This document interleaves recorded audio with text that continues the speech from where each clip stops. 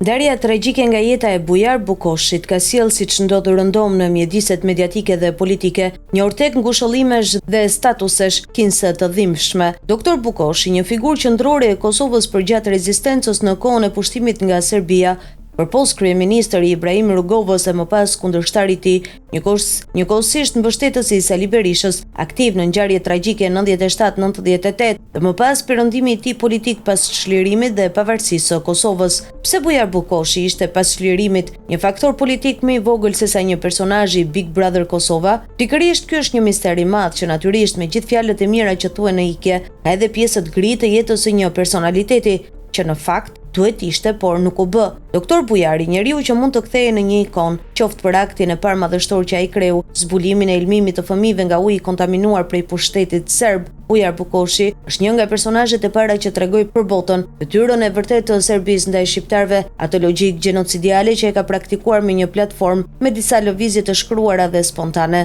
Në vitin 91 ndodhi një tragjedi e madhe në Kosovë, ku një numër i madh fëmijësh u sëmurën në rënd me një ngarkesë toksike shumë të lartë nga uji i pishëm. Bujar Bukoshi me një grup kolegësh të tij arritën të zbulojnë se ky elmim ishte një akt diversiv i shërbimeve serbe. Bukoshi arriti me një shkatësi të admirueshme të kontrabandonte vetat e marra nga uji i elmuar për t'i bërë analizat në perëndim që u zhvilluan në Gjermani.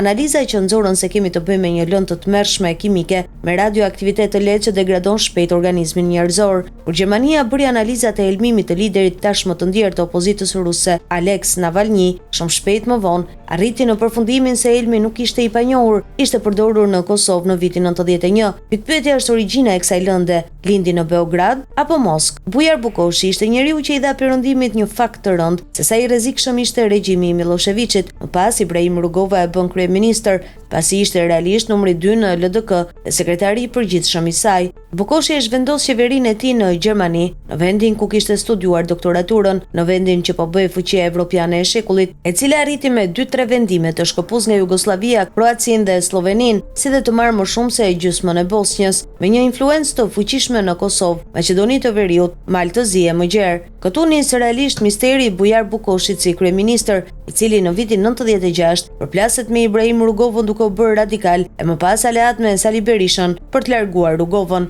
Ishte koha kur në Tiranë u hape para bank private, Banka Dardania, që thuhet se menaxhonte paratë e qeverisë së Kosovës, por si çdo bank, jo vetëm ato. Madje e ka raporte se aty hyn paratë e para të narkotrafikut shqiptar. Ajo ishte e para bank në një vend që bankat private nuk lejoheshin. Për asaj interviste në mediat gjermane, pra në vitin 96, kur Bukoshi foli për një përplasje të armatosur ndaj Serbisë, aty u prish me Rugovën dhe preu çdo lidhje me Washingtonin, por jo me Sali Berishën, të cilin e financoi dhe ky i fundit e mbështeti për të patur bazat e të ashtu quajturit FARC, versionit ndryshe të UÇK-s, i cili sot shihet më qartë se nuk ishte një variant serb i rezistencës, por një variant i lidhur me Gjermaninë, nga e cila erdhën armët që furnizuan FARC. Pikërisht këtu ndërhyri CIA për të ndalur planin gjerman, të cilin e kishte sulmuar që në 92-shin, kur Berlini përkrau një variant ekstrem që të hapet fronti i jugut gjatë kohës së luftës në Kroaci, pra që të nisë njëkohësisht lufta edhe në Kosovë, luftë që amerikanët dhe Ibrahim Rugova e kundërshtuan me forcë. Bukoshi nuk i përket kësaj faze, por në vitin 98 ai u bë deri edhe ortaku i Sali Berishës, pikërisht në kohën kur Fatos Nano i prezantoi amerikanëve UÇK-n e Hashim Thaçit, pra majtistët e Zvicrës, jo të Gjermanisë. Aty ndodhi edhe sprova e madhe e Bujar Bukoshit,